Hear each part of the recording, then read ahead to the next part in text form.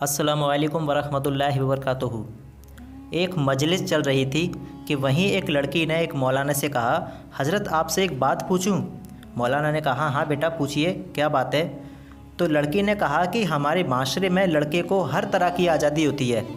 लड़के कुछ भी करें, कहीं भी जाएं, इन पर कोई रोक टोक नहीं होती, जबकि इसके बरअक्स लड़कियों को बात बात पर रोका जाता है। ये मत करो, यहाँ मत जाओ, वहाँ मत जाओ, घर जल्दी आना, ऐसी बहुत सी बातें कही जाती हैं। लड़की की इन बातों को सुनकर मौलाना मुस्कुराए और कहा, बेटी आपने लोहे की दुकान के बाहर लोहे की चीज़ों को यूं ही पड़ा हुआ देखा होगा।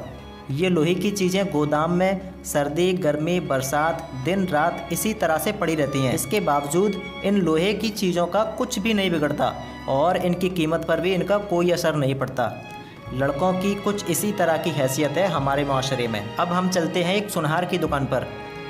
एक सुनार की दुकान में एक बहुत बड़ी तिजोरी होगी, उसमें एक छोटी सी तिजोरी होगी। इस तिजोरी में छोटी सी डिब्बी में नज़ाकत से रखा हुआ मखमल के ऊपर चमकता हुआ हीरा, क्योंकि जौहरी जानता है कि हीरे को जरा भी खराश आई तो उसे बहुत नुकसान होगा। इस्लाम में बेटियों की हैसियत भी कुछ इसी तरह की है। पूरे घर को रोशन करने वाली बेटियां हीरे की तरह हैं, जरा सी भी खराश उसे और उसके घर वालों को बेचैन कर देती है। बस यही फ़र्क है लड़के और लड़कियों में। ये सुनकर पूरी मजलिस में खामोशी छा गई।